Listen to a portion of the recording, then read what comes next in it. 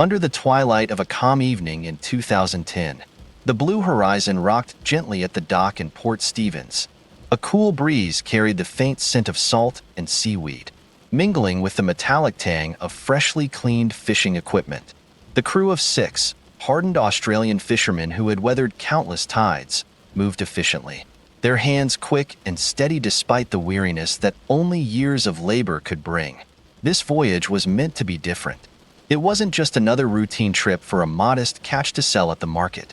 No, this was an adventure, a bold pursuit into the depths of the Indian Ocean, where legends spoke of waters teeming with elusive treasures of the sea. At the helm of this journey stood Captain Jack, a man whose very presence seemed carved from the elements he commanded. His sun-kissed skin bore the lines of years spent facing the horizon, and his eyes, sharp and calculating, scanned the deck and crew with a quiet intensity. The vessel itself was modest, but sturdy. The blue horizon wasn't built for luxury. It was a workhorse, designed to endure the wrath of the ocean and come out the other side. Its hull bore scratches and dents, each a testament to battles fought against temperamental waters. It was equipped with the tools of the trade: steel cages for the larger catches, robust fishing lines, and the most advanced sonar the crew could afford. Jack had spent the better part of the week ensuring every bolt was tightened, every piece of equipment functioning perfectly.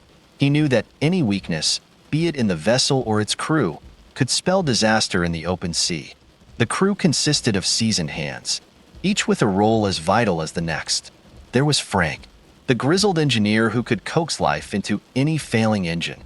Mike and Tommy were the muscle, adept at handling the heavy cages and equipment with ease. Ben, the youngest of the group, brought energy and optimism that seemed to brighten even the gloomiest days. Sarah, the only woman aboard, was their navigator, her knowledge of currents and stars unmatched. Together, they formed a tightly knit unit, bound by trust and shared hardships. The sun dipped below the horizon as the blue horizon left the harbor, its engines rumbling like a low growl. The sea stretched endlessly ahead, dark and enigmatic, with only the faint glow of the ship's lights to pierce the gathering night.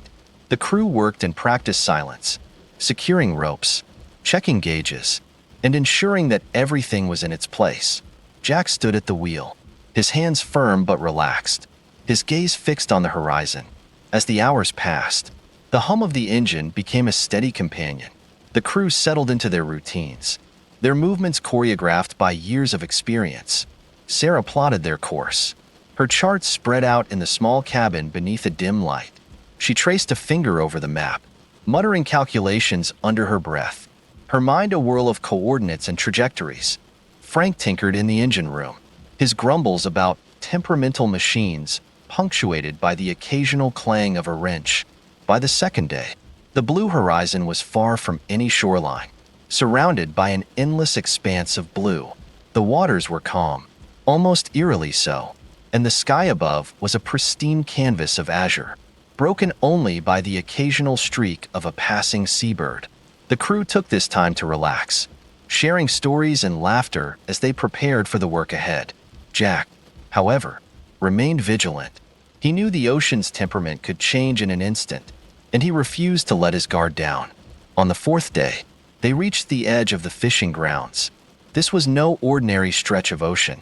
The waters here were deep, almost unfathomably so, and the sonar revealed intricate patterns of life teeming beneath the surface. Schools of fish darted like shimmering clouds, their movements a chaotic ballet. The crew's excitement was palpable. This was what they had come for, the promise of a catch that could make the entire trip worthwhile. As the sun dipped below the horizon that evening, casting the sea in hues of gold and crimson, the crew gathered on deck. The cages were prepared, the lines secured, and the sonar scanned the depths for signs of the larger, more valuable fish. Jack stood at the helm, his eyes narrowing as he studied the readout. It was all routine, predictable in its own way, but beneath the surface, hidden from view, the ocean held secrets far beyond their comprehension. Night fell, bringing with it a silence that seemed to amplify every creak of the ship, every splash of water against the hull. The blue horizon was a solitary speck in a vast expanse, its lights a fragile beacon against the consuming darkness. Jack remained awake, his hand resting lightly on the wheel, his mind running through a checklist of contingencies. The crew, one by one, retired to their bunks, their exhaustion lulling them into dreamless sleep. For a moment, Jack allowed himself to relax.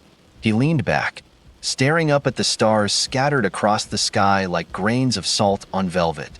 The ocean stretched out before him, vast and unknowable. It was beautiful, in its own way, but it was also a reminder of how small and fragile they were in the face of such enormity. The thought lingered as he turned his attention back to the sonar, its rhythmic beeping a constant background noise. And then, as if in defiance of the tranquility, a signal appeared. It was faint at first, a mere blip on the edge of the screen. Jack leaned forward, his brow furrowing as he adjusted the settings. The signal grew stronger, more defined. It was large, far larger than anything he had expected to see. His first thought was a whale, but something about the movement didn't fit. Whales didn't move like that, slow, deliberate, almost calculated. He watched the screen intently, his pulse quickening. The object was deep, too deep to make out its shape, but its size was unmistakable. It was over 20 meters long, a shadow moving through the depths with a grace that belied its mass. Jack's mind raced with possibilities. Could it be a submarine? A large school of fish grouped together? But none of those explanations sat right. Jack's unease deepened. He glanced out at the water, its surface calm and unbroken, a perfect mask for whatever lay beneath. The beeping of the sonar continued, steady and unyielding, a stark reminder that they were not alone. For the first time since the journey began, a chill ran down his spine. The rest of the crew, oblivious to the discovery, remained asleep. Jack debated waking them, but something held him back.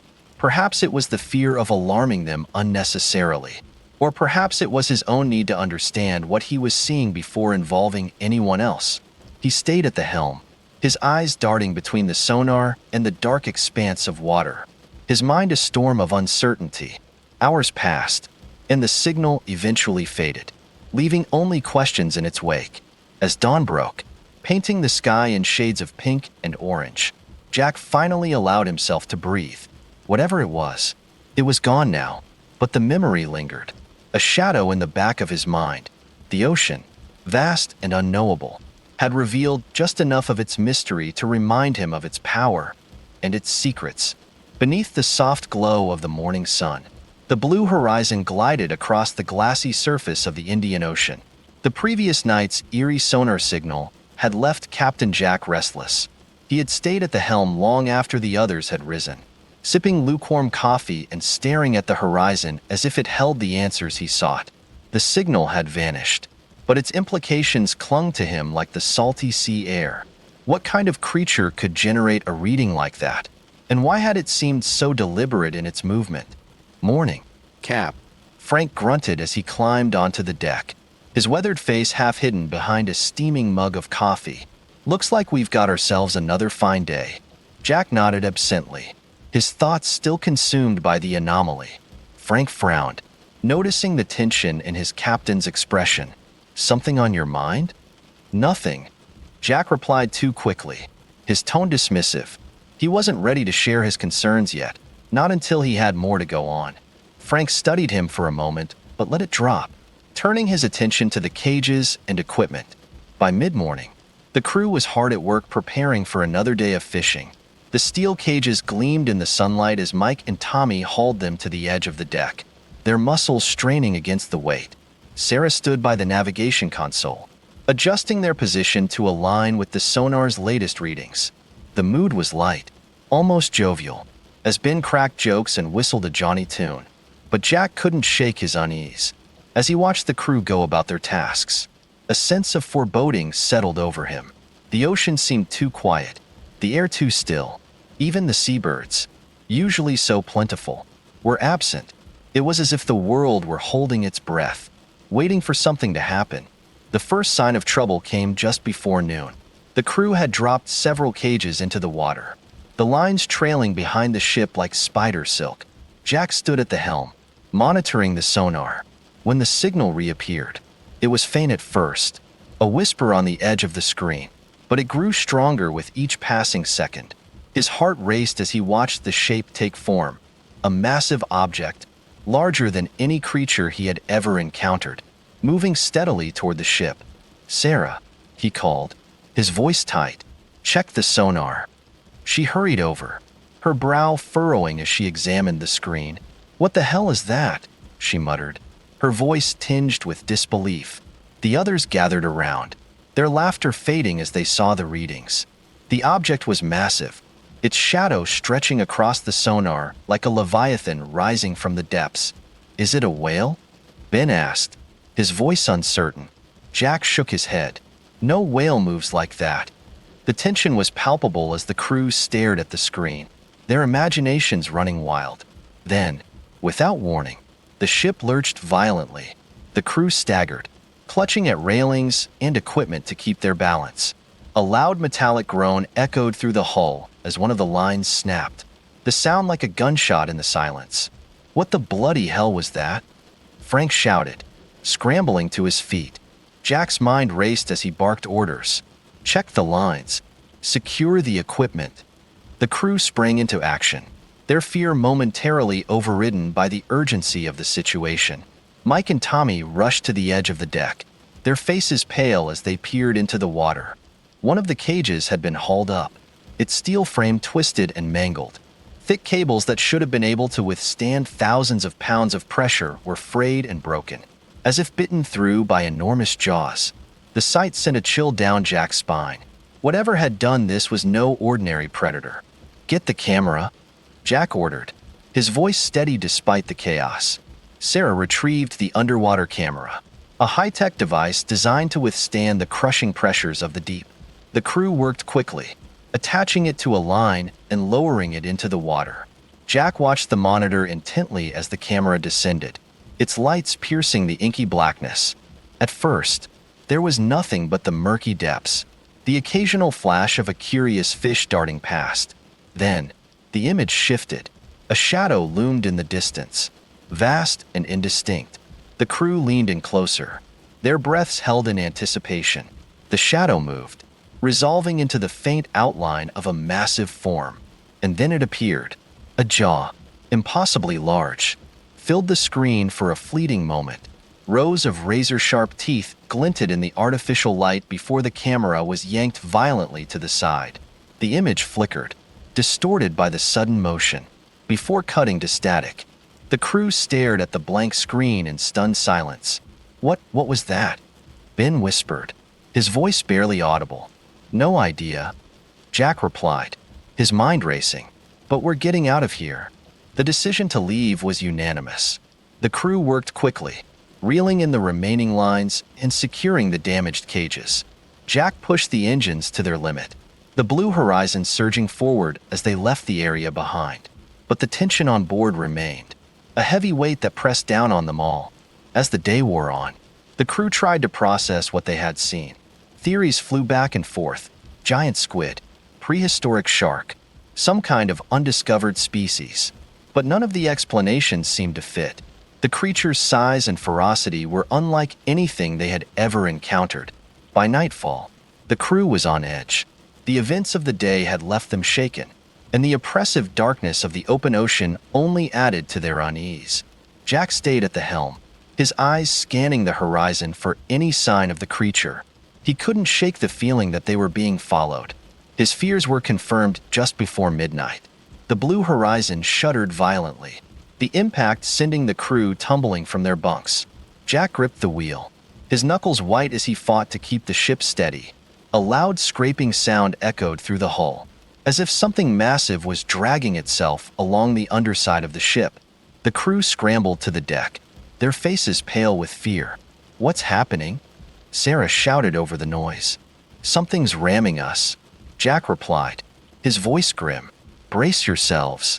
The next impact was even stronger, the force nearly knocking the ship off course.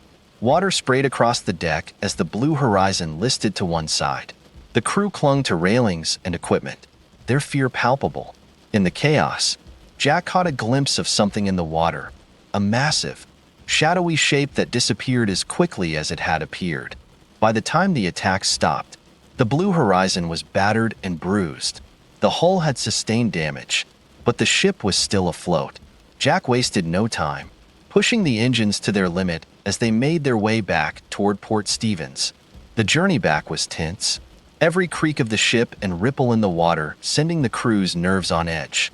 When they finally reached the safety of the harbor, the relief was palpable, but the ordeal had left its mark.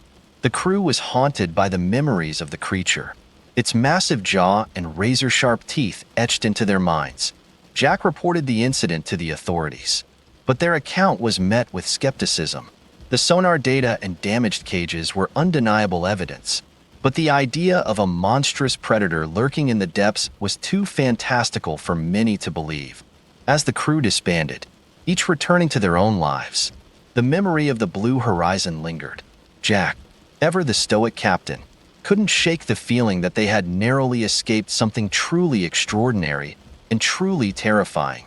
The ocean, vast and mysterious, had revealed just a fraction of its secrets, leaving them with more questions than answers. But one thing was certain: they would never look at the sea the same way again. The days following the Blue Horizon's return to Port Stevens were marked by a strange tension that rippled through the small harbor town. The battered ship sat moored in its usual spot, its hull bearing visible scars from its mysterious encounter. While some saw it as evidence of a freak accident, a rogue wave, or collision with debris, those who had been aboard knew better. The Blue Horizon had been marked by something alive, something far more formidable than anything they had ever encountered. Captain Jack found himself caught between two worlds. On one hand, he was a practical man, grounded in years of maritime experience and hardened by the reality of life at sea. On the other, he couldn't deny what he had seen: a creature so massive, so impossibly powerful, that it defied everything he thought he knew about the ocean.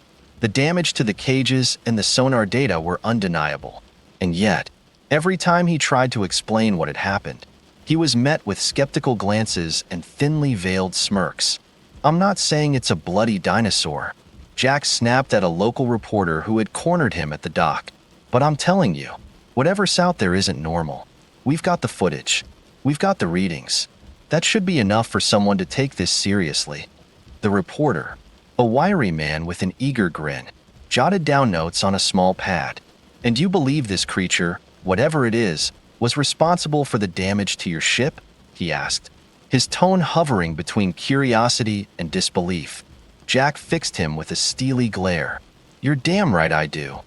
The interview ended soon after, and Jack stalked away, muttering under his breath about landlubbers and their lack of respect for the sea. Despite his frustration, he knew the story was already spreading. The fisherman's tale had become the talk of the town, whispered in pubs and markets, debated by locals and visitors alike. Some dismissed it as an overblown fish story, while others couldn't help but wonder, what if it were true? Among the skeptics was Dr. David Hayes, a marine biologist from a nearby research institute. He had read about the Blue Horizon's encounter in the local paper and was intrigued, though not convinced. The notion of a massive, unidentified sea creature was tantalizing, but Hayes was a scientist, and he needed more than anecdotal evidence to believe in such a claim. Still, he couldn't ignore the video footage Jack had provided, a grainy, flickering glimpse of something with enormous jaws and razor-sharp teeth. It was enough to warrant further investigation. Hayes arrived at Port Stevens a few days later, carrying a laptop, a stack of papers, and a curiosity that burned brighter than his skepticism. He introduced himself to Jack, who regarded the scientist with a mixture of wariness and hope. "You're here to tell me I'm crazy, aren't you?" Jack said gruffly. "Not at all," Hayes replied, his tone calm. "I'm here to find out what really happened." The two men sat down in Jack's modest cabin aboard the Blue Horizon, the faint scent of salt and diesel lingering in the air. Jack played the video on an aging laptop, his finger hovering over the pause button as the flickering image of the creature's jaw filled the screen. "There," Jack said, pointing at the frame. "That's what tore through our cages like they were made of paper. You're telling me you've seen anything like that before?" Hayes studied the image intently, his brow furrowed. "I haven't," he admitted. But I'd be lying if I said it wasn't fascinating. The size alone, it's almost impossible. Jack leaned back in his chair, crossing his arms. Almost, but not quite. Hayes nodded, his mind racing with possibilities. Could it be a species previously thought extinct? A freak mutation? Or something else entirely? The scientist decided then and there that he needed to see the site of the encounter for himself. He proposed a follow-up expedition, one that would combine the Blue Horizon's rugged experience with the precision of modern scientific equipment. Jack was hesitant at first. The memory of the creature still haunted him, and the thought of returning to those waters sent a shiver down his spine. But Hayes's determination was infectious, and the prospect of uncovering the truth proved irresistible. Jack gathered his crew, convincing them to join the venture with promises of careful planning and improved safety measures. They were reluctant, but the lure of adventure and the potential for a substantial scientific grant won them over. The new expedition began a week later, with Hayes and his team of researchers joining the Blue Horizon crew. The ship was outfitted with advanced sonar, high-resolution cameras, and a reinforced cage designed to withstand enormous pressure. Hayes brought along a remotely operated vehicle, ROV, a sleek machine equipped with lights, cameras, and robotic arms for collecting samples. As the Blue Horizon ventured once more into the Indian Ocean, the mood aboard was a mixture of excitement and apprehension. The crew joked and shared stories to keep their nerves in check, but there was an underlying tension that none of them could ignore. Even Hayes, ever the rational scientist, found himself glancing over his shoulder as if expecting the creature to rise from the depths at any moment. On the third day of the voyage, the sonar picked up a signal. It was faint at first, but it grew stronger as the ship neared the coordinates where the previous encounter had occurred. Hayes and Sarah worked together to analyze the data, their faces grim as they confirmed the presence of a massive object moving below the ship. "This is it," Hayes said, his voice tinged with both awe and trepidation. "It's here." Jack ordered the crew to prepare the ROV, their movements quick and efficient despite the tension in the air. The machine was lowered into the water, its lights cutting through the darkness as it descended. Hayes and the others watched the monitor intently, their breaths held as the ROV neared the ocean floor. At first, there was nothing but murky water and scattered debris. Then, a shadow appeared on the screen, a vast, looming presence that sent a collective shiver through the crew. The ROV's lights revealed the outline of the creature, its enormous body moving with a grace that belied its size. Its skin was rough and scarred, a patchwork of dark gray and pale white. And then there were the eyes, cold, unblinking, and filled with an intelligence that was both alien and terrifying. Hayes stared at the screen, his mind struggling to comprehend what he was seeing. This changes everything," he murmured. "It's a living fossil, a predator from another age."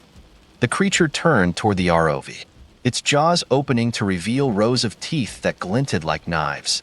The crew watched in horror as the creature surged forward, its massive body moving with terrifying speed. The ROV's camera feed went black as the machine was torn apart, leaving only static on the monitor. Panic erupted aboard the Blue Horizon as the ship shuddered under a sudden impact. The creature had struck, its immense strength sending shockwaves through the vessel. Jack barked orders, his voice cutting through the chaos as the crew scrambled to secure the ship. "Get us out of here," Hayes shouted, his calm demeanor shattered. Jack didn't need to be told twice. He pushed the engines to their limit, the Blue Horizon lurching forward as it fled the scene. The creature pursued them, its shadow visible just beneath the surface. But the ship's speed eventually carried them to safety. When they finally returned to Port Stevens, the crew was exhausted, their faces pale and drawn. Hayes took the damaged ROV and the limited data they had collected, determined to study it further. But even he knew that the creature's existence would raise more questions than answers. The encounter left a lasting mark on everyone aboard. Jack and his crew swore never to return to those waters, their respect for the ocean's mysteries deepened by the experience. Hayes, meanwhile, became an advocate for further research, his once skeptical mind now captivated by the possibility of uncovering more hidden secrets in the deep. And so, The legend of the blue horizon grew, whispered among fishermen and scientists alike. The creature remained elusive, its true nature a mystery that no one could solve.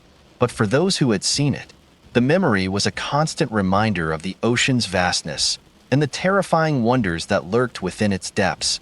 The months following the second expedition of the Blue Horizon became a whirlwind of controversy, speculation, and a creeping sense of unease that rippled far beyond the quiet shores of Port Stevens.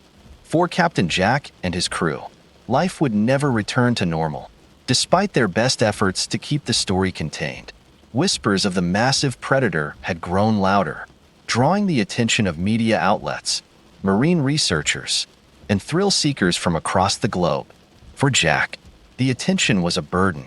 He had spent his life as a fisherman, a man of the sea, bound to its rhythm and mysteries. Now, he was a reluctant celebrity, his face plastered across news articles and his story dissected on forums and television shows. Journalists hounded him, and every time he recounted the events, whether to a microphone, a camera, or a disbelieving listener, it felt like reopening an old wound. The sea had been his sanctuary, but now it was a source of haunting memories and unanswered questions.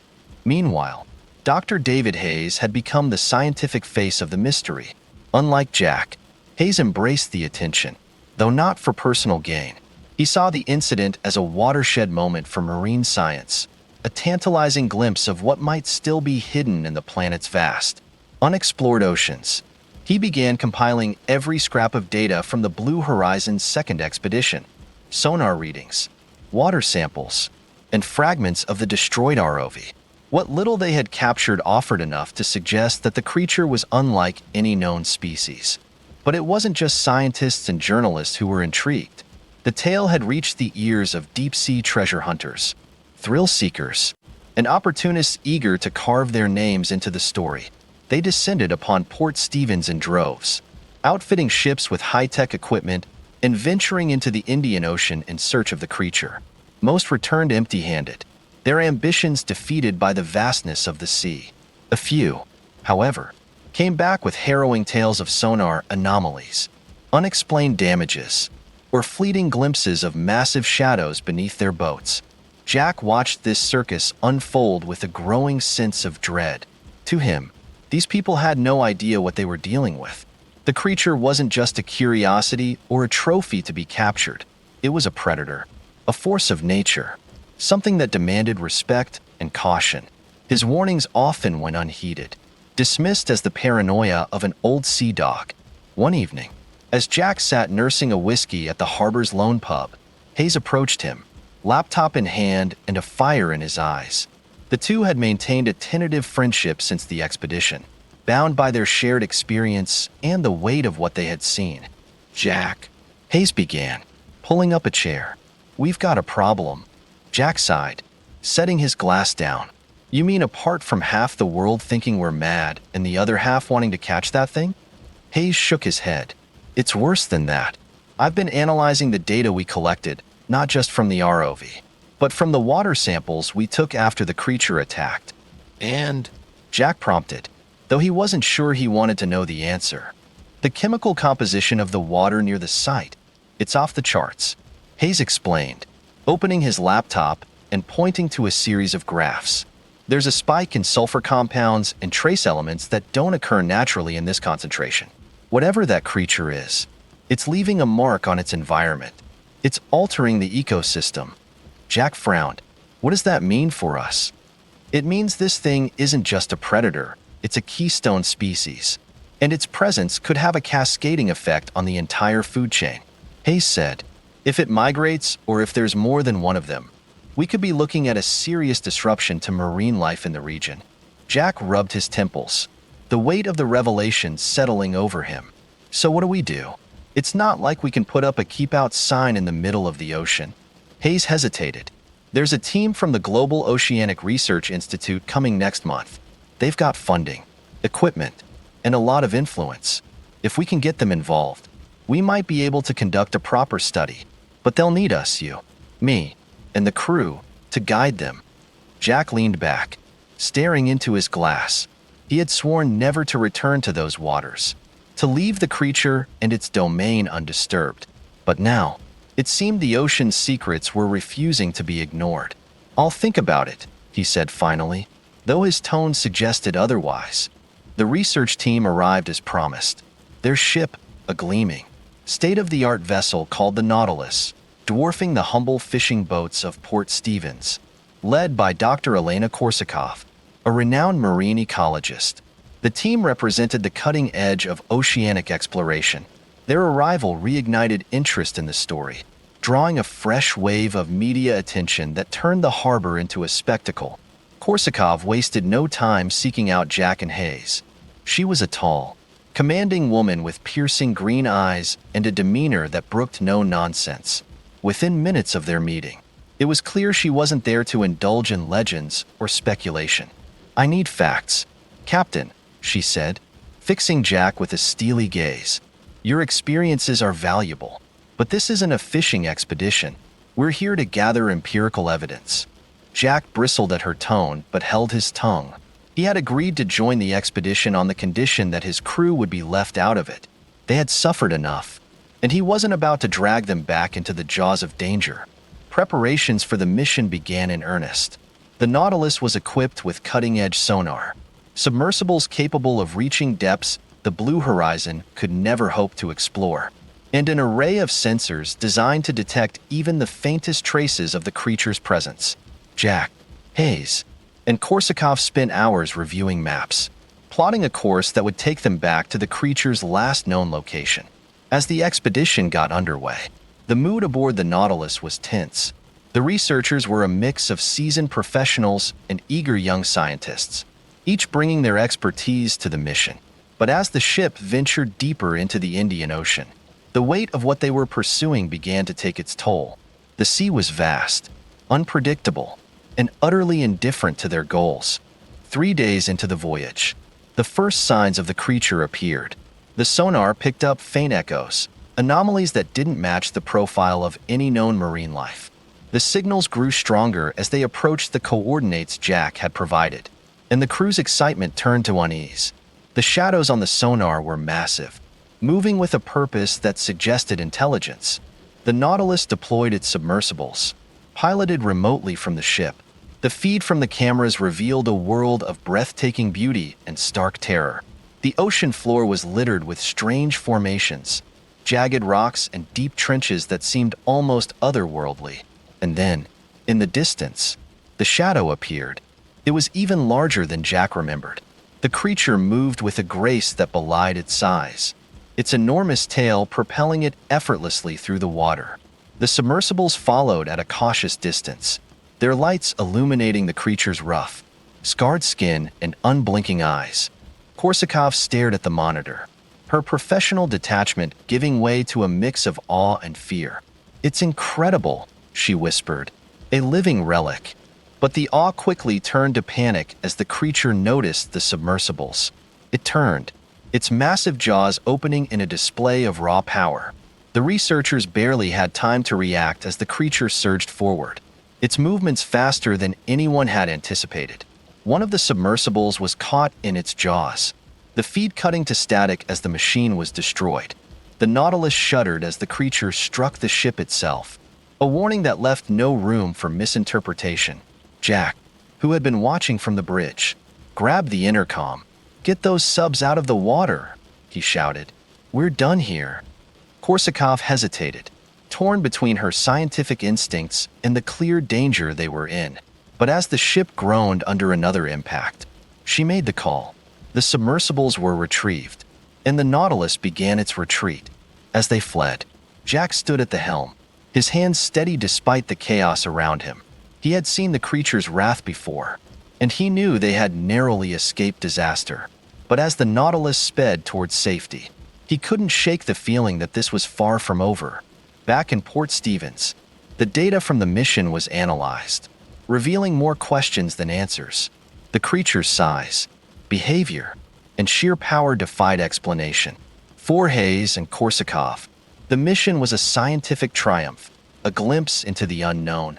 But for Jack, it was a reminder of the ocean's untamed might and the dangers of delving too deep. In the months that followed, The legend of the Blue Horizon and the creature it had encountered grew, fueled by the footage and data collected during the Nautilus expedition. The scientific community was divided, with some hailing it as proof of the ocean's boundless mysteries and others dismissing it as exaggeration. But for Jack and the others who had stood on the edge of the abyss, the memory of the creature was all too real, a haunting reminder that the ocean still held secrets far beyond human comprehension. And as Jack stared out at the horizon, he couldn't help but wonder what other terrors lay hidden beneath the waves, waiting for the day they would rise again. The quiet stillness of Port Stevens was deceptive. On the surface, life had returned to its usual rhythm: fishermen mending nets, children playing along the docks, and tourists enjoying the serene coastal scenery. But beneath the veneer of normalcy, a tension lingered. The stories of the Blue Horizon and the Nautilus expeditions had left their mark on the town, embedding a deep unease into its psyche. For Captain Jack, the unease was personal. He spent most days tending to his boat, now rarely leaving the harbor. The Blue Horizon had become a relic of a story that wouldn't die, its battered hull a symbol of the mystery that still gripped the region. Jack had always respected the ocean's power and its secrets, but now it felt like the sea had taken something from him: his peace, his sense of safety, and, perhaps most of all, his certainty about the world. The global scientific community remained abuzz with the findings from the Nautilus. Dr. Elena Korsakov and Dr. David Hayes had presented their findings at conferences, showing the data they had collected: sonar readings, chemical anomalies, and fragments from the destroyed ROV. The footage of the creature had become a flashpoint of debate. It was grainy and incomplete, but the sheer size of the thing, its massive jaws, scarred skin, and predatory grace, was undeniable. Some hailed it as proof of an undiscovered species, while others dismissed it as a hoax or misinterpretation of known marine life. Then came the rumors. Whispers of new sightings began to spread. Fishermen reporting strange movements beneath their boats, divers returning to the surface with tales of shadows passing below. Some dismissed these as mere fabrications or exaggerations fueled by the legend, but others couldn't shake the feeling that the creature was watching, waiting. It wasn't long before the media frenzy returned. Documentarians, thrill seekers, and amateur explorers flocked to Port Stevens, hoping to catch a glimpse of the creature or uncover some new piece of evidence. Jack, now a reluctant expert in the story, was constantly approached by reporters and researchers. Each time, he would repeat the same warning: "You don't know what you're dealing with. Leave it alone." But the warnings fell on deaf ears. One particularly stormy evening, as Jack sat nursing a drink in the dim light of his favorite pub, Hayes walked in, his face set in grim determination. The scientist looked tired, as if the weight of his work had finally caught up with him. He slid into the seat across from Jack and ordered a whiskey before speaking. "Jack," he began, his voice low, "we need to talk." Jack eyed him warily. "If this is about another expedition, you can count me out." "It's not that," Hayes replied. "At least, not yet. But we have a problem." Jack leaned back, folding his arms. "You mean apart from the fact that half the world thinks there's a monster out there?" "No, I mean a real problem," Hayes said, lowering his voice. "The creature's behavior is changing. We've been monitoring the region using satellite data and remote sensors. The patterns are unusual." "Unusual how?" "It's moving closer to the coastline," Hayes said, "and it's not alone." The words hit Jack like a punch to the gut. He stared at Hayes, searching his face for any sign of exaggeration or uncertainty, but there was none. "You're sure?" he asked. Hayes nodded. "We've picked up multiple anomalies, similar sonar signatures, similar patterns. Either there's more than one of them, or the creature is attracting others." Jack let out a low whistle. "So what do we do?" "That's the problem," Hayes admitted. "There's no protocol for this. We can't exactly call in the Navy to hunt an unidentified species. And even if we could, we don't know what we're dealing with. But if these creatures are moving closer to populated areas..." Jack didn't need him to finish the sentence. The potential for disaster was obvious. A predator of that size, venturing near human activity, was a recipe for catastrophe. The following days were a blur of activity. Hayes, Korsakov, and their team set up a temporary research station on the outskirts of Port Stevens, using the town as a base of operations. They worked tirelessly, analyzing data and planning their next steps. Jack, despite his reservations, found himself drawn into their efforts. He couldn't ignore the potential danger, not when the stakes were this high. The team deployed buoys equipped with advanced sensors to monitor the creature's movements. Each day brought new data, and each piece of data painted a clearer picture of the threat they faced. The creatures were migrating, slowly but steadily, toward the coast. Their movements were deliberate, almost coordinated, as if driven by some instinct or purpose that no one could understand. Then, the first incident occurred. A small fishing trawler, the Seabreeze, went missing just a few kilometers off the coast. The boat's crew had been experienced fishermen, familiar with the waters and the risks of the trade. When they failed to return, a search and rescue mission was launched. The Seabreeze was found the next day, adrift and battered, its hull bearing the unmistakable marks of massive teeth. There was no sign of the crew. The discovery sent shockwaves through the community. The creature, or creatures, were no longer a distant mystery. They were here, in their waters, and they were dangerous. The town's fishermen were the first to react, many of them refusing to go out to sea. Others took up arms, rigging their boats with makeshift harpoons and other crude weapons. The atmosphere in Port Stevens shifted from unease to outright fear. For Jack, the incident was a turning point. He couldn't sit idly by while the town he had called home for decades was gripped by terror. He joined Hayes and Korsakov in their efforts to rally support, reaching out to government agencies, marine organizations, and anyone who might have the resources to help. But progress was slow, bogged down by bureaucracy and skepticism. The creatures, however, did not wait. One fateful night, the alarms at the research station blared. The buoys had detected multiple large objects moving rapidly toward the shore. The data showed at least 3 distinct signatures, each as large or larger than the creature Jack and his crew had encountered. The town sprang into action, a chaotic mix of fear and determination. Fishermen, researchers, and local authorities scrambled to prepare for whatever was coming.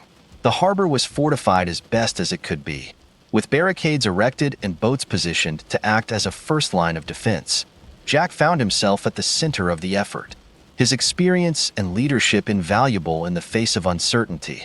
As dawn broke, the sea seemed eerily calm, the horizon empty, but the calm did not last. By mid-morning, the creatures arrived. The first sign was the water itself, churning and frothing as if something immense was rising from the depths. Then came the shadows, massive and alien, gliding just beneath the surface. The sight was both awe-inspiring and terrifying, a reminder of the ocean's vastness and the unknown forces it contained. The creatures attacked with a ferocity that defied belief. They struck the barricades and boats with incredible force, their massive jaws crushing steel and wood alike. The defenders fought back, using every weapon at their disposal, but it was like trying to stop a tidal wave with a handful of sand. Amid the chaos, Jack found himself aboard the Blue Horizon, coordinating efforts and doing everything in his power to protect the town. The boat, battered but resilient, held its ground as the creatures pressed their assault. Jack's mind raced as he tried to devise a strategy, knowing that brute force alone wouldn't be enough. In the end, it was a combination of human ingenuity and sheer determination that turned the tide. Using sound-based deterrents developed by Hayes and his team, the defenders managed to disorient the creatures long enough to drive them back. The creatures retreated, disappearing into the depths as suddenly as they had appeared. The battle was over, but the cost was immense. Boats were destroyed, the harbor was in ruins, and the town was left reeling from the encounter. But Port Stevens had survived, and for now, that was enough. In the days that followed, the town began the slow process of rebuilding. The creatures had left, but their presence lingered in the collective memory of the community. Jack, Hayes, and Korsakov worked tirelessly to ensure that the lessons of the encounter wouldn't be forgotten. compiling their findings and pushing for greater awareness of the dangers that still lurked in the ocean. For Jack, the experience was both a burden and a calling. He had faced the unknown and lived to tell the tale. But the cost had been high. As he stood on the dock one evening, staring out at the horizon, he felt a deep respect for the sea and its mysteries. It was a respect born not of fear, but of understanding, an acknowledgement that the ocean was not humanity's to conquer, but a force to be reckoned with, vast and untamed. And though the creatures had vanished, Jack knew they were still out there, hidden in the depths, waiting for the day they would rise again. The weeks that followed the creatures' attack on Port Stevens were heavy with an eerie calm. The ocean, once a place of livelihood and adventure for the townsfolk, had become a source of suspicion and fear. Few ventured beyond the safety of the harbor, and even then, they did so with one eye always on the water, scanning for the shadows that now haunted their dreams. For Captain Jack, the silence brought no comfort. He spent his days helping to repair the damaged harbor, assisting fellow fishermen who had lost their boats in the chaos, and working closely with Dr. Hayes and Dr. Korsakov to compile their findings. The events of that fateful day had brought the town together in resilience, but Jack knew their victory was temporary. The creatures hadn't been defeated. They had simply retreated, and if they came back, the town might not be so lucky. Dr. Hayes, now working from a makeshift lab on the outskirts of Port Stevens, was consumed by the data. The attack had yielded a trove of new information: sonar recordings, water samples, and even fragments of the barricades that bore traces of the creature's teeth. He worked tirelessly, his once methodical approach now tinged with an urgency that bordered on obsession. "It's not just their size, Jack," Hayes explained one evening, his face illuminated by the glow of his computer screen. "It's their intelligence, the way they coordinated their attack, the precision with which they struck the barricades. It's unlike anything we've seen in known marine predators." Jack leaned back in his chair, the lines on his face deepened by exhaustion. "So what are we dealing with? A new species? Something ancient?" "Both. Maybe," Hayes admitted. "I've been running simulations based on the sonar data, and these creatures don't fit any known ecological patterns. They're behaving like apex predators, but their movements suggest a level of social structure, like a pod of orcas, but far more sophisticated." "Great," Jack muttered. "Not just monsters, but smart monsters." "It gets worse," Hayes said, pulling up a graph. "Their migration patterns are changing. They're spreading out, moving into different regions. If they're establishing territories, we could be looking at a global issue." Jack rubbed his temples, the weight of the revelation sinking in. "What can we do?" Hayes hesitated, his normally steady demeanor faltering. "We need help, real help. Governments, international organizations, anyone with the resources to study and, if necessary, contain them." Jack sighed. "Good luck convincing them. Half the world doesn't believe these things exist. That's why we need proof," Hayes said, his voice firm. "Undeniable, irrefutable proof." Meanwhile, Dr. Korsakov had taken a different approach. While Hayes focused on the science, Korsakov was reaching out to marine conservation organizations, environmentalists, and even military contacts. She believed that the creatures represented not just a threat, but also an opportunity, a chance to learn about a species that had existed outside human knowledge for untold millennia. "We can't approach this with guns blazing," she argued during a meeting with Jack and Hayes. "These creatures are part of the ocean's ecosystem. If we treat them like an enemy, we risk upsetting a balance we don't even fully understand. And if they treat us like prey?" Jack countered. "What then?" Korsakov didn't have an answer, but her resolve remained unshaken. "Understanding them is our best chance at coexistence. If we go to war with the ocean, we'll lose." The breakthrough came unexpectedly. One morning, a satellite monitoring the Indian Ocean picked up a massive heat signature in a remote area far from any shipping lanes. The anomaly was consistent with the creature's size and behavior, and its location suggested that it might be a breeding ground or feeding site. Hayes, Korsakov, and Jack quickly organized an expedition, this time with more funding and resources. Thanks to Korsakov's relentless networking, the expedition's vessel, the Endurance, was a marvel of modern engineering, equipped with advanced sonar, drones, and remotely operated vehicles, ROVs. It was designed for deep-sea exploration and capable of withstanding extreme conditions. The crew consisted of marine biologists, engineers, and seasoned sailors, many of whom had heard Jack's story and joined out of equal parts curiosity and caution. As the Endurance set sail, the atmosphere aboard was tense. The crew knew the risks, and the shadow of the creatures loomed over every conversation. Jack, now serving as the ship's unofficial guide and strategist, found himself in a strange position, caught between his old life as a fisherman and his new role in a story that felt too large to comprehend. The journey to the anomaly's location took 4 days, during which the crew conducted regular sonar scans and water sampling. The ocean seemed quiet, almost deceptively so, as if it were holding its breath. Hayes and Korsakov spent their time briefing the crew on the creature's known behavior and preparing the ROVs for deployment. When they arrived at the coordinates, the tension reached a breaking point. The anomaly was situated near a deep underwater trench, a place where sunlight never reached and the pressure could crush even the sturdiest equipment.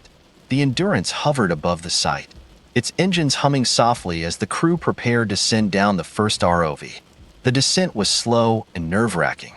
The ROV's cameras revealed a world of stark, alien beauty, jagged rock formations, bioluminescent creatures, and an eerie, otherworldly silence. As it neared the trench, the sonar picked up movement, large, deliberate, and unmistakably alive. "There," Hayes said, pointing at the screen. "That's them." The ROV's lights illuminated the creatures, and the crew stared in stunned silence. There were at least 4 of them, their massive bodies gliding effortlessly through the water. They moved with a grace that was almost hypnotic, their scarred skin and unblinking eyes a testament to their power and resilience. But it wasn't just their size that struck the crew, it was their behavior. The creatures were interacting, circling each other in what appeared to be a complex, almost ritualistic pattern. It was a display of intelligence and social structure that no one had expected. "What are they doing?" Jack asked, his voice barely above a whisper. "Communicating. Maybe," Korsakov replied, her eyes fixed on the screen. "Or establishing dominance. It's hard to say." The crew watched in awe as the creatures continued their strange dance. But the awe quickly turned to fear when one of them turned toward the ROV. Its jaws opened, revealing rows of razor-sharp teeth, and it charged. "Pull it back," Jack shouted, but it was too late. The ROV's feed cut to static as the creature struck, its massive form disappearing into the darkness. The Endurance shuddered moments later as something struck the hull. The crew scrambled to their stations, panic threatening to overtake them. Jack took the helm, his years of experience as a captain kicking in as he barked orders. "Keep the engines running," he shouted. "We're not sitting ducks." The creatures attacked relentlessly, their sheer power rocking the Endurance with each impact. The crew fought back with sound-based deterrence, using the technology Hayes had developed to disorient the predators. It worked, barely. The creatures retreated, but the ship had sustained heavy damage. The Endurance limped back to Port Stevens, the crew shaken but alive. The data they had collected was invaluable, providing new insights into the creature's behavior, intelligence, and habitat. But it also confirmed what Jack had feared all along. The creatures weren't just anomalies, they were apex predators, and their territory was expanding. For Hayes, the mission was a bittersweet success. The scientific breakthroughs were undeniable, but the danger posed by the creatures was greater than anyone had anticipated. Korsakov, meanwhile, saw the experience as a sobering reminder of the ocean's power and the limits of human understanding. As for Jack, he couldn't shake the feeling that their presence had disrupted something ancient and sacred. The creatures weren't invaders, they were guardians of a world that humanity had only begun to glimpse. And while they had survived this encounter, he knew the balance between man and nature was fragile. The story of the Endurance and its confrontation with the creatures would become another chapter in the growing legend. But for those who had been there, It wasn't just a story, it was a reminder that the ocean, vast and unknowable, still held secrets capable of humbling even the bravest among them. And somewhere in the depths, the creatures swam on, their domain untouched, their mystery intact, waiting for the next time humanity dared to venture too close. The aftermath of the Endurance's return to Port Stevens rippled through the world like a wave. The footage and data collected during the expedition, though incomplete and interrupted by the catastrophic attack, were enough to confirm what many had already begun to fear: the existence of a new species of apex predator, intelligent and territorial, with the potential to disrupt ecosystems and human activity alike. Media outlets ran headlines for weeks: monsters in the depths, apex predator discovered, guardians of the trench, what lies beneath, and Port Stevens, ground zero for the unknown. The town found itself at the epicenter of global attention once more, this time not as a source of disbelief or ridicule, but as a focal point for serious scientific and environmental concern. But while the world debated, argued, and speculated, Captain Jack and the remaining crew of the Endurance knew the truth. The creatures weren't just a distant curiosity. They were here, part of the ocean's ever-shifting fabric, and humanity's understanding of them was dangerously incomplete. In the days following their return, Jack avoided the limelight, while Dr. Hayes and Dr. Korsakov threw themselves into academic and advocacy work, presenting findings, lobbying for international action, and leading initiatives for marine conservation. Jack found solace in solitude.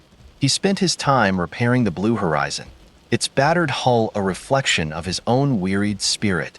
One quiet afternoon, as Jack worked alone on his boat, a familiar figure approached. It was Sarah, the Blue Horizon's former navigator, who had left after the first expedition. She had stayed away from the chaos, choosing instead to rebuild her life away from the ocean's pull. But now, she was back, her expression conflicted. "Jack," she began, her voice tentative, "I thought I'd left all of this behind, but I've been following the news. I couldn't stay away." Jack straightened, wiping his hands on a rack. "I don't blame you for leaving," he said, "but if you've come looking for answers, you won't find them here. The ocean's too big, and we're too small." "I'm not looking for answers," Sarah replied. "I'm looking for a way to help." Jack studied her for a long moment before nodding. "Then you're braver than most." Meanwhile, Hayes and Korsakov faced mounting pressure. The scientific community was divided. While some hailed the discovery of the creatures as the most significant marine breakthrough of the century, others warned of the dangers of provocation. Governments, too, were slow to act, caught between the desire to study the creatures and the fear of economic disruptions to shipping lanes and fisheries. The Endurance expedition's data had revealed more than just the creature's size and intelligence. The sonar readings and environmental samples suggested that the trench near their breeding ground held geological anomalies, possibly an underwater vent system that provided a unique ecosystem. The creatures weren't just predators, they were likely keystone species, central to the balance of their environment. But the vent system also posed a problem. Satellite imagery revealed increasing seismic activity in the region, and Hayes feared that the creature's habitat might be at risk. If the vents collapsed or shifted, it could force the creatures to migrate en masse, a scenario with catastrophic implications for both marine life and coastal communities. It was Korsakov who finally convinced Jack to return to the ocean. "You know them better than anyone," she said during one of their heated discussions. "We can't protect what we don't understand. And right now, you're the only one who's seen them up close and lived to tell the tale." Jack hesitated. The thought of returning to the trench, to the domain of those massive, unrelenting predators, filled him with dread. But he also understood the stakes. This wasn't just about curiosity or fame. It was about survival, for both the creatures and humanity. "All right," he said at last, "but we do it my way." The new expedition was unlike anything that had come before. It wasn't just a scientific mission. It was a coalition. Environmentalists, researchers, engineers, and even a contingent of naval specialists joined forces, bringing expertise and resources to the table. The ship, a heavily modified research vessel named the Vanguard, was equipped with advanced defensive measures, including reinforced hulls, electromagnetic deterrent systems, and unmanned drones capable of operating in extreme conditions. Sarah joined as the ship's navigator, her sharp instincts and steady presence a welcome addition to the team. Jack returned as an advisor, his grizzled experience a counterbalance to the enthusiasm and optimism of the younger crew members. Hayes and Korsakov led the scientific efforts, their partnership forged in equal parts respect and occasional disagreement. As the Vanguard set sail, the mood aboard was one of cautious determination. The trench awaited them, its depths a mystery that no amount of preparation could fully penetrate. But this time, they weren't going in blind. The lessons of the Blue Horizon and the Endurance had been hard-won, and Jack intended to make sure they weren't repeated. The journey to the trench was uneventful, marked by routine scans and data collection. But as they neared the site, the atmosphere grew heavy with anticipation. The water grew darker, colder, and quieter, as if the ocean itself were holding its breath. The first contact came just after midnight. The sonar picked up a faint echo, large, slow-moving, and unmistakably alive. The crew watched in tense silence as the blip grew stronger, more defined. It was a single creature, larger than any they had seen before, circling the ship at a distance. "Why is it alone?" Sarah asked, her voice barely above a whisper. "Scouting us, maybe," Jack replied, "or warning us." The Vanguard deployed its drones, their cameras capturing stunning footage of the creature. It moved with a deliberate grace, its massive body gliding through the water like a shadow. But its behavior was different this time, more cautious, almost curious. Hayes leaned over the monitor, his brow furrowed. "It's studying us." As the drones descended into the trench, the true scale of the creature's world came into focus. The vent system was a sprawling labyrinth of geothermal activity, its heat sustaining a thriving ecosystem of strange and vibrant life. The trench walls were marked with scars, evidence of battles between the creatures and the immense pressures of their environment. But there was something else, something unexpected. One of the drones captured an image of a massive skeleton, half buried in sediment. It was the remains of a creature even larger than those they had encountered, its bones twisted and shattered. "Is it one of them?" Korsakov asked, her voice tinged with awe. "Maybe," Hayes replied, "or maybe something bigger." The discovery raised new questions. Were the creatures part of a larger evolutionary lineage? Had they survived some ancient cataclysm, only to resurface now? The tension aboard the Vanguard reached its peak when the seismic activity began. The ship's sensors detected a series of deep tremors, each stronger than the last. The vent system was destabilizing, and the creatures were reacting. The sonar showed multiple signatures, their movements frantic and aggressive. "We need to get out of here," Jack warned, his instinct screaming danger. "Not yet," Hayes said, his focus on the data. "We need to understand what's happening." The creatures surfaced, their massive forms breaking through the water like leviathans rising from a forgotten age. They circled the ship, their movements more coordinated than ever before. It was as if they were responding to the threat of the vents, a primal, collective effort to defend their home. But the tremors intensified, and the situation became untenable.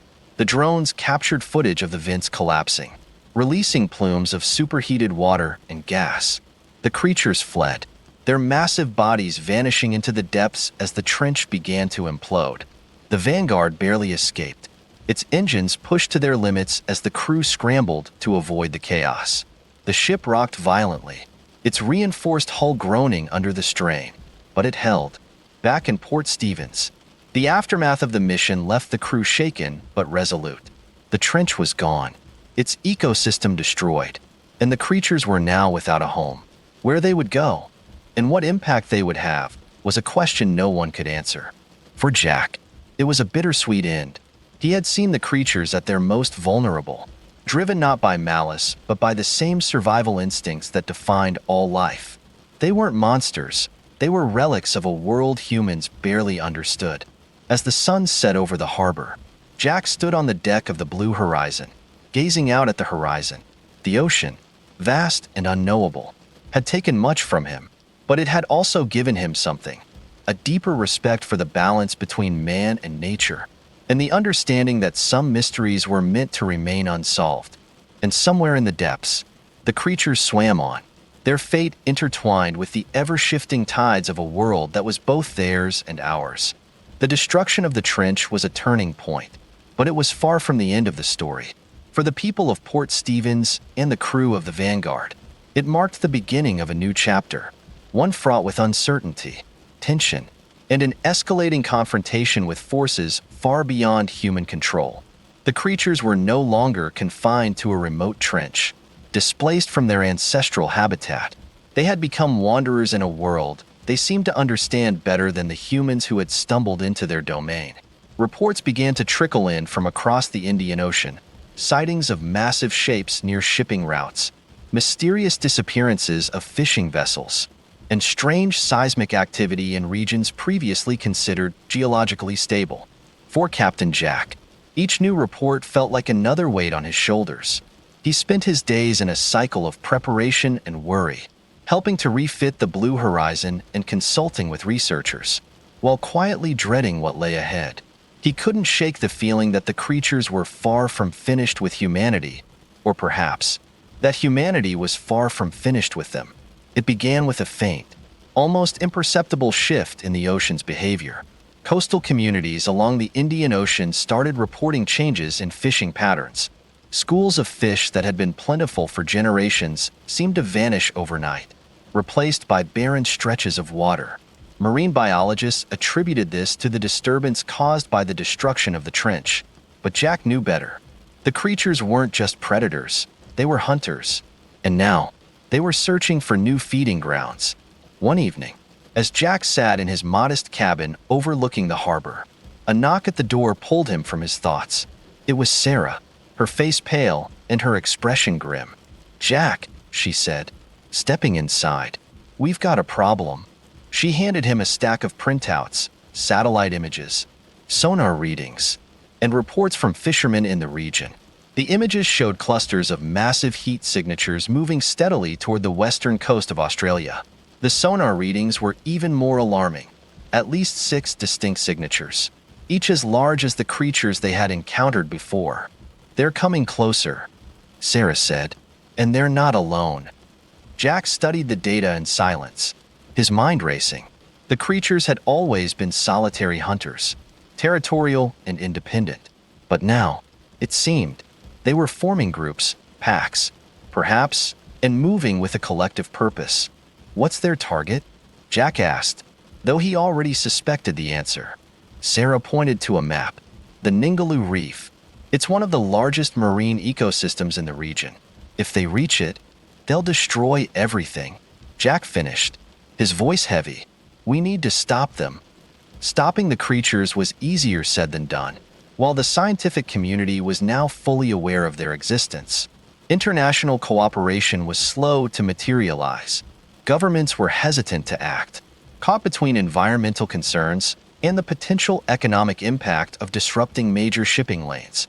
Dr. Hayes and Dr. Korsakov took the lead in rallying support, presenting their findings to a coalition of marine conservation organizations, naval authorities, and researchers. Their message was clear. The creatures weren't just a local problem, they were a global one. "We're not advocating for their destruction," Korsakov argued during a tense meeting in Port Stevens. "These creatures are part of the ocean's ecosystem, and their survival is tied to ours. But we need to understand their behavior and mitigate the risks they pose." The coalition eventually agreed to a two-pronged approach: a containment strategy to protect vulnerable ecosystems like the Ningaloo Reef, combined with a research mission to study the creatures in their new habitats. Jack, despite his reluctance, was recruited to lead the effort. "I'm not a scientist," he said during one of the planning sessions, "but I know the ocean, and I know these creatures. If we're going to do this, we do it right." The Vanguard was refitted for the mission, joined by a small fleet of support vessels equipped with advanced sonar, underwater drones, and experimental deterrent systems. The fleet set sail from Port Stevens, its crew a mix of seasoned sailors, scientists, and military personnel. Their destination, the waters near the Ningaloo Reef, where the creature's movements had been detected. The journey was tense, marked by long hours of preparation and anticipation. Jack spent most of his time on the bridge, poring over maps and sonar data, while Sarah worked tirelessly to chart their course. Hayes and Korsakov coordinated the research efforts, their teams preparing to deploy drones and collect data once the creatures were located. When the fleet arrived at the reef, the first signs of the creatures were already evident. The water was eerily still, the usual abundance of marine life conspicuously absent. The sonar readings confirmed their worst fears. The creatures were close, and they were moving together. As night fell, the fleet deployed its drones, their lights cutting through the darkness as they descended into the depths. The creatures appeared almost immediately, their massive forms gliding through the water like shadows. They were larger than before, their movements more coordinated, and their behavior more aggressive. "They're hunting," Hayes said, his voice grim as he watched the monitors. The creatures attacked without warning.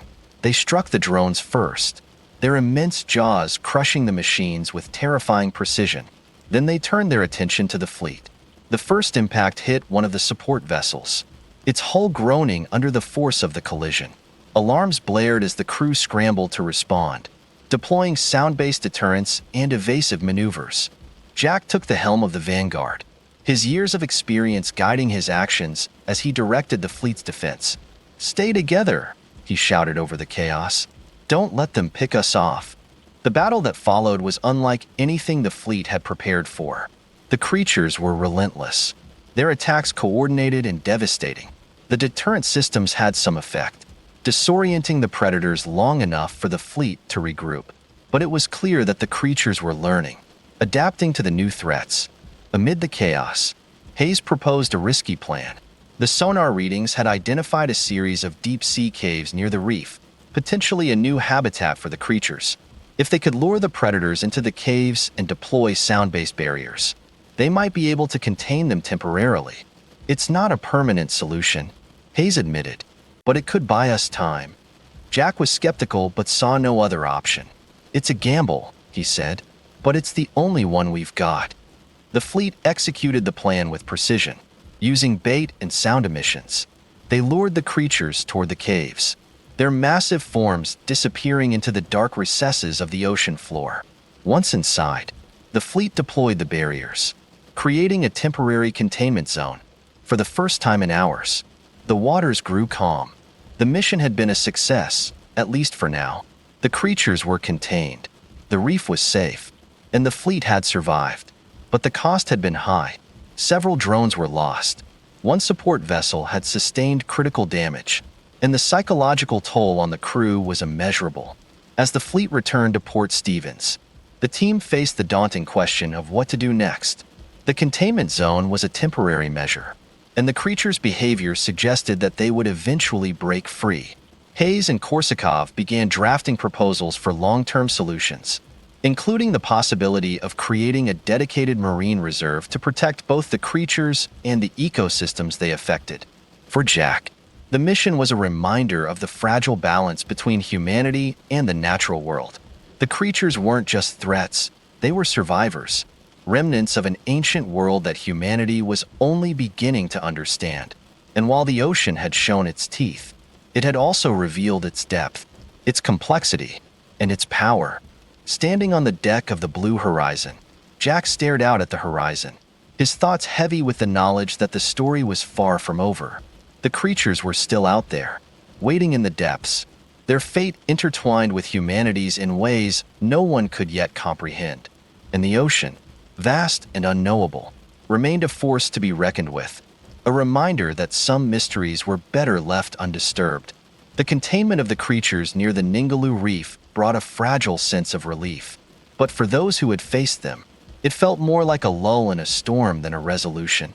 The creatures, confined to the deep-sea caves, seemed momentarily subdued. But the question on everyone's mind was the same. How long could they be kept there? And what would happen if they escaped? For Captain Jack, the return to Port Stevens marked a turning point. The ocean, once his sanctuary, had become a source of dread and uncertainty. Yet, amidst his exhaustion and the haunting memories of the creatures. He couldn't shake a growing sense of responsibility. The creatures were as much victims of human interference as threats to human life. Displaced from their habitat and pushed into conflict, they were reminders of the delicate balance between nature and mankind. The weeks following the mission saw a flurry of activity. The scientific community, spurred by the data gathered during the containment effort, began coordinating a global initiative to study the creatures and their environment. Dr. Hayes and Dr. Korsakov led the charge, becoming the de facto voices of reason in a debate that was rapidly spiraling into panic. International media amplified the story, and public opinion was sharply divided. Some viewed the creatures as an existential threat, calling for immediate military intervention to neutralize them. Others, led by environmentalists and marine biologists, argued for a more measured approach, emphasizing the need to protect the creatures and their unique ecosystem. Governments were caught in the crossfire. Shipping companies lobbied for aggressive measures to safeguard trade routes, while conservation organizations pushed for the creation of a protected marine reserve. Amid this chaos, the creatures remained confined, their movements monitored around the clock by drones and sonar-equipped vessels. But the ocean was far from silent. Reports began to surface from other regions, accounts of strange seismic activity, disrupted ecosystems, and sightings of massive, unidentified forms in the water. It became increasingly clear that the creatures near the Ningaloo Reef weren't the only ones of their kind. 3 months after the containment effort, an international research team operating in the South Pacific made a startling discovery. Deep-sea sonar scans revealed a previously undocumented trench system, larger and more complex than anything ever recorded.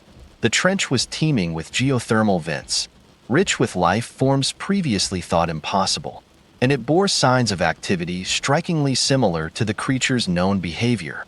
Dr. Hayes was among the first to receive the data. When he reviewed the sonar images, his heart sank. The readings were nearly identical to those near the now-collapsed trench off the Indian Ocean. The creatures weren't confined to a single region. They were part of a global network of interconnected ecosystems, each tied to the planet's most remote and inhospitable places. Hayes convened an emergency meeting with Korsakov, Jack, and other key figures from the Vanguard mission. The implications were staggering. If the creatures were spread across multiple trenches, the scale of their impact and the challenges of managing them was far greater than anyone had anticipated. This isn't just about containment anymore, Hayes said during the meeting. We're dealing with a species that's adapted to thrive in extreme conditions. They've likely existed for millions of years, completely isolated from the surface. And now, we've disrupted their balance. Jack, sitting at the edge of the room, spoke up. If they're spread out across the planet, how do we even begin to manage something like this? We can't build cages big enough for the entire ocean. Korsakov nodded. Containment was never a long-term solution. We need to focus on coexistence. That means understanding their behavior, their needs, and how we can adapt to them instead of forcing them to adapt to us. The discovery of the new trench system prompted a bold proposal, a multinational expedition to map and study the creature's global range. The plan, spearheaded by Hayes and Korsakov, aimed to establish a comprehensive understanding of the creature's habitats, migration patterns, and ecological role. It was an ambitious undertaking, requiring unprecedented cooperation between scientists, governments, and the private sector. Jack was hesitant to join at first. The missions had taken their toll on him, physically and emotionally, and the thought of returning to the creature's domain filled him with dread. But he knew his experience was invaluable. More importantly, he felt a duty, not just to the people who relied on the ocean, but to the creatures themselves. The expedition was named Project Abyss, a nod to the creature's mysterious origins and the depths they called home. Over the course of 6 months, the team planned to visit trench systems across the Pacific, Atlantic, and Indian Oceans, deploying state-of-the-art drones, submersibles, and remote monitoring stations. The ultimate goal was to develop a global strategy for coexistence. The flagship of the expedition was the Odyssey, a cutting-edge research vessel equipped with the latest in marine technology. Jack joined the crew as an advisor, alongside Sarah, Hayes, and Korsakov. The team also included specialists in marine biology, geology, and robotics, as well as a contingent of naval personnel for security. Their first destination was the newly discovered South Pacific Trench, a remote and uncharted region over 10.000 meters deep. The journey to the site took nearly 2 weeks, during which the crew worked tirelessly to prepare. For Jack, the time was a strange mix of anticipation and introspection.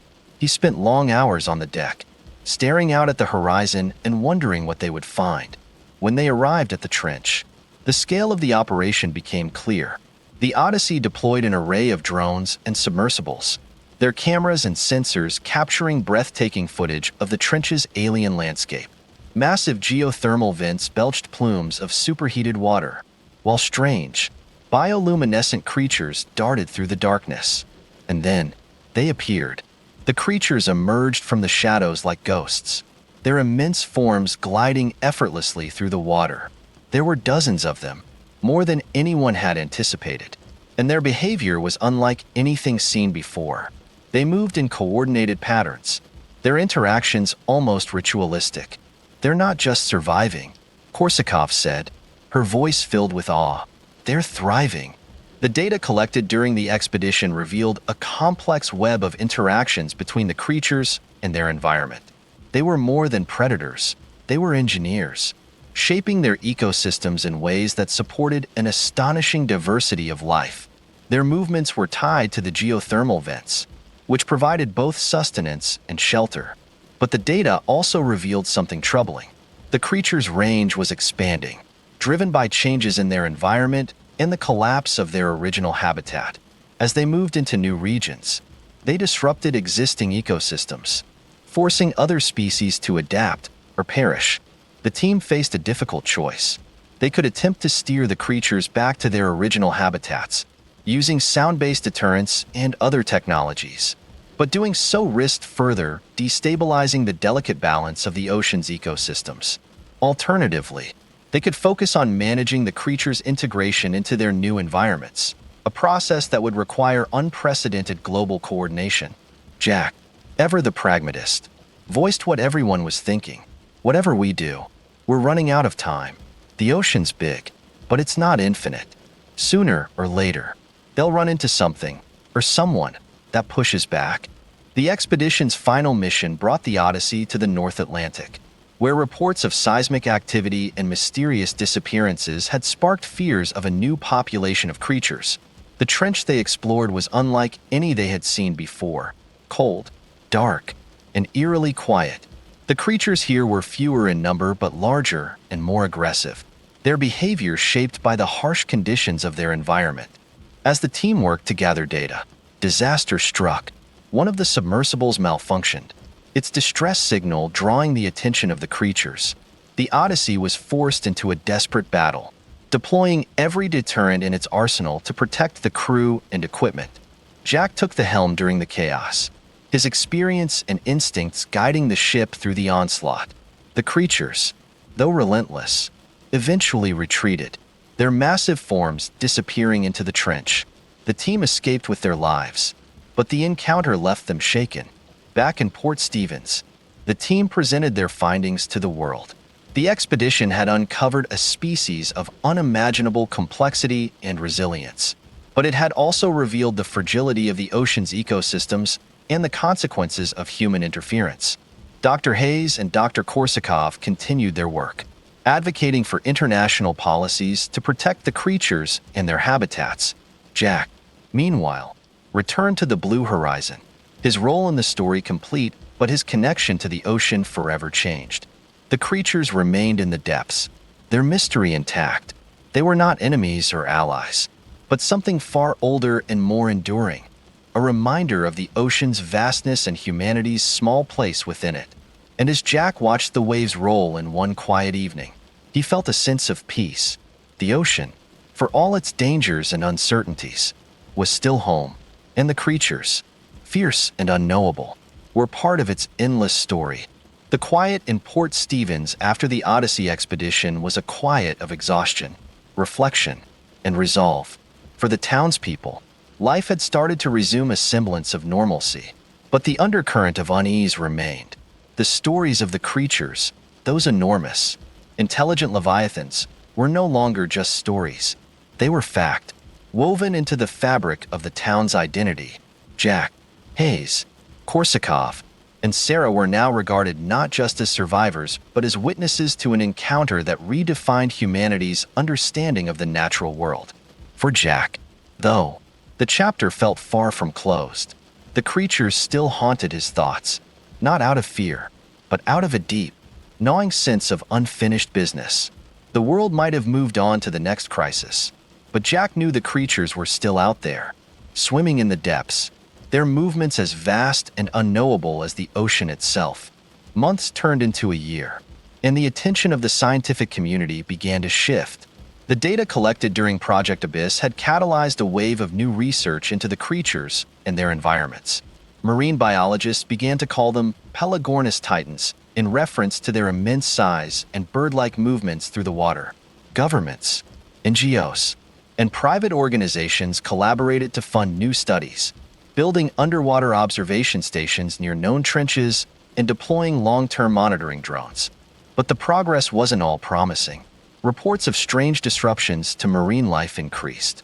Entire schools of fish vanished. Coral reefs showed signs of rapid degradation, and ocean currents shifted in unpredictable ways. While the Pelagornis titans were not directly blamed for all these changes, their growing presence raised questions about how their migration patterns were reshaping the balance of the ocean. Jack, though no longer officially involved in the research, kept himself informed. Dr. Hayes and Dr. Korsakov sent him updates regularly, and he stayed in touch with Sarah, who had taken on a role as a liaison between the scientific community and local governments. The team remained close, bound together by their shared experiences and the gravity of the situation. One rainy evening, Jack received a call from Sarah. Her voice was urgent, carrying a tone he hadn't heard since their days aboard the Vanguard. "Jack," she said without preamble, "you need to come to the station. There's something you need to see." When Jack arrived at the Marine Research Station on the edge of town, he found Hayes, Korsakov, and Sarah gathered around a monitor. The room was dimly lit, the glow of the screen illuminating their tense faces. Hayes gestured for Jack to join them, his expression grim. This came in from one of the observation drones near the Pacific Trench. Hayes said, pressing a key to play the footage. The screen flickered, showing the familiar murky blue depths of the ocean. The camera panned across a rocky seabed, dotted with strange formations. Then, the feed shook violently, the camera jolting as if struck. When it stabilized, the image revealed a massive Pelagornis titan, its body scarred and its movements sluggish. But it wasn't alone. Surrounding it were smaller creatures, similar in appearance but more agile, their sleek forms darting around the larger titan like wolves encircling prey. They moved with an eerie coordination, striking at the titan in bursts, their sharp teeth tearing into its massive body. The titan fought back, thrashing with its powerful tail. But the smaller creatures were relentless. The footage ended abruptly as the drone was destroyed, leaving only static on the screen. "What the hell were those?" Jack asked, his voice low.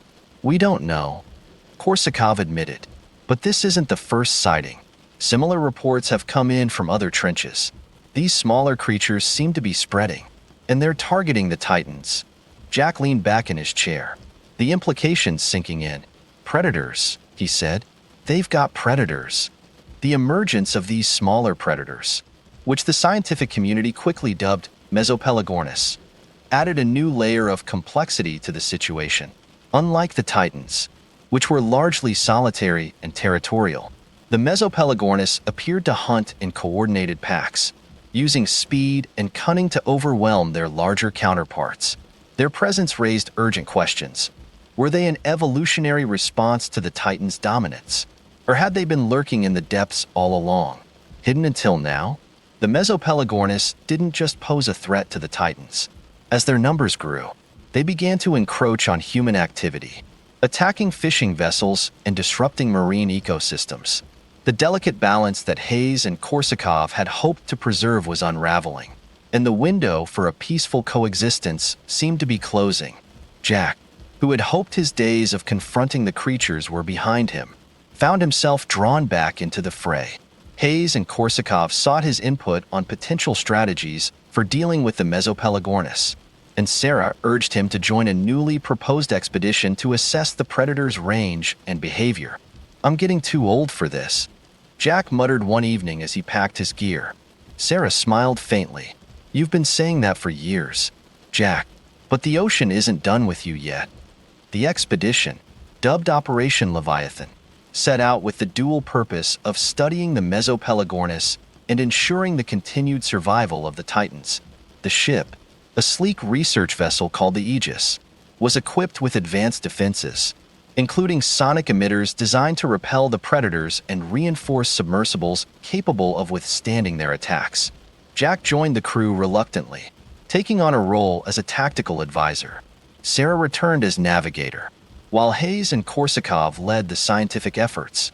The team also included a new group of researchers and naval specialists, many of whom were eager but inexperienced. The journey took them deep into the Pacific, to a region known as the Challenger Abyss, a place where the ocean floor plunged to unimaginable depths. It was here that the Mesopelagornis were believed to have established their largest population, a nexus of activity that could hold the key to understanding their sudden proliferation.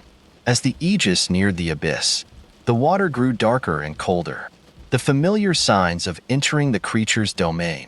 The team deployed drones and submersibles, their cameras revealing an underwater world both beautiful and terrifying. The abyss was alive with activity, its geothermal vents and rocky outcrops teeming with strange and vibrant life. But it wasn't long before the Mesopelagornis appeared. They moved like shadows, darting in and out of the submersible's lights, their sleek forms cutting through the water with predatory grace. The team observed them from a distance, recording their movements and interactions. It was clear that they were highly social, their pack dynamics resembling those of wolves or orcas. Then came the Titans. The sight of the massive creatures, their scarred bodies illuminated by the submersible's lights, was both awe-inspiring and tragic. They were fewer in number than expected, and their movements were sluggish, as if they were weary from constant battle. The Mesopelagornis circled them, probing for weaknesses, but the Titans held their ground. The team watched in silence, torn between fascination and dread. The ocean's depths had become a battlefield, and humanity was an unwelcome observer. As the days passed, it became clear that the situation was unsustainable. The Mesopelagornis were overwhelming the Titans, and their growing numbers posed a threat not just to the creatures but to the entire ecosystem. Hayes proposed a bold and dangerous solution, using the Aegis's sonic emitters to create a barrier, forcing the Mesopelagornis to retreat into the deeper trenches and giving the Titans a chance to recover. "It's a temporary fix," Hayes admitted, "but it's the best we can do." The team agreed, and the operation began. The emitters were deployed, their powerful sonic waves cutting through the water and disorienting the Mesopelagornis. The predators scattered, retreating into the abyss as the Titans regrouped. But the victory came at a cost. The sonic waves disrupted the delicate balance of the abyss, triggering seismic activity that threatened to collapse the entire trench. The Aegis was forced to evacuate, its crew narrowly escaping as the trench imploded, sending plumes of debris and superheated water into the surrounding ocean. Back in Port Stevens, the team reflected on the mission's bittersweet outcome. The Titans had been given a reprieve, but the long-term fate of the creatures in the ocean remained uncertain. The Mesopelagornis were still out there, their numbers diminished but far from eradicated, and the Titans were left to navigate a world that was rapidly changing. For Jack, the expedition marked the end of a journey that had begun years ago on the deck of the Blue Horizon. The ocean, vast and unknowable, had revealed its secrets to him piece by piece, each discovery both humbling and harrowing. He had seen its power, its beauty, and its fragility, and he knew that humanity's relationship with the sea would always be one of balance, precarious, delicate, and vital. Standing on the docks of Port Stevens one last time, Jack watched the waves roll in, their rhythm as eternal as the depths themselves. The creatures were still out there, swimming in the shadows, their story intertwined with humanity's in ways that no one could yet fully understand. And as the sun dipped below the horizon, painting the sky in hues of gold and crimson, Jack felt a quiet sense of peace. The ocean's mysteries were endless, its challenges daunting, but its promise remained, a world of wonder, waiting to be explored, respected, and protected.